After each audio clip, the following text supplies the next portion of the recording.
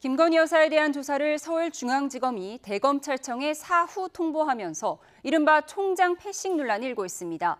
검찰의 내부 갈등이 수면 위로 떠오르는 모양새인데요. 이원석 검찰총장은 오늘 법 앞에 평등하다는 원칙이 지켜지지 않았다면서 김 여사 조사 과정을 공개적으로 지적했습니다. 취재기자 연결합니다. 김태원 기자.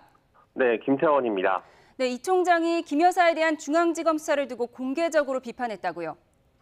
네, 이 총장은 오늘 아침 출근길 기자들과 만난 자리에서 법 앞에 예외나 특혜, 성역도 없다는 원칙이 김 여사를 조사하면서는 지켜지지 못했다고 말했습니다. 일선 검찰청에서 어떠한 보고도 받지 못했지만 이는 제대로 이끌지 못한 자신의 책임이라며 국민에게 깊이 사과드린다고 덧붙였습니다.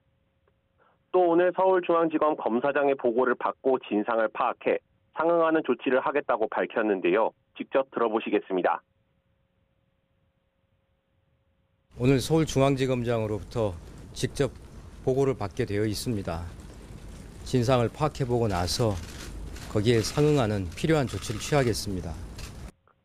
김 여사 조사 과정에서 검찰총장이 사실상 패싱당했다는 평가가 나오면서 이 총장이 사의를 표할 것이라는 관측도 있었는데요. 이 총장은 자신이 할 수 있는 일에 최선을 다한 뒤 부족하다면 거치 판단도 하겠다고 말했습니다. 네, 총장 패싱 논란은 어떻게 불거지게 된 겁니까? 서울중앙지검이 김 여사를 조사한다는 사실을 이 총장에게 사전에 보고하지 않으면서입니다. 현직 영부인 소환 조사라는 중대 사안을 검찰 조직의 수장인 총장이 조사 종료를 불과 2시간여 앞두고 보고받았다는 건데요. 대검은 중앙지검이 사실상 사후 통보를 했다고 보고 있습니다. 중앙지검 수사팀은 주가 조작 사건과 명품 가방 사건을 그제 잇따라 조사했는데요. 도이치모터스 주가 조작 사건에는 총장의 수사 지휘권이 박탈돼 있지만 명품 가방 사건에 대해서는 수사 지휘권이 있으니 먼저 보고가 이루어져야 한다는 게 대검 입장입니다. 반면 서울중앙지검 측은 어떻게든 김 여사에 대한 조사를 진행한 뒤 사건 수사를 마무리하기 위해 절충안을 찾은 거란 입장입니다. 주가 조작 사건 조사 당일 김 여사 측을 설득해 애초 조사를 거부해왔던 명품 가방 사건까지 조사하기로 결정되다 보니 보고가 늦어졌다는 겁니다. 양측 입장이 엇갈리고 있는 가운데 지난 검찰 인사에 이어 이른바 총장 패싱 논란은 당분간 이어질 것으로 보입니다. 네, 김 여사에 대한 구체적인 검찰 수사 상황도 짚어주시죠.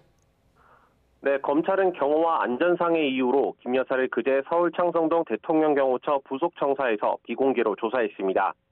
주가 조작 사건 조사를 먼저 진행한 뒤 명품 가방 사건 조사를 이어갔는데요.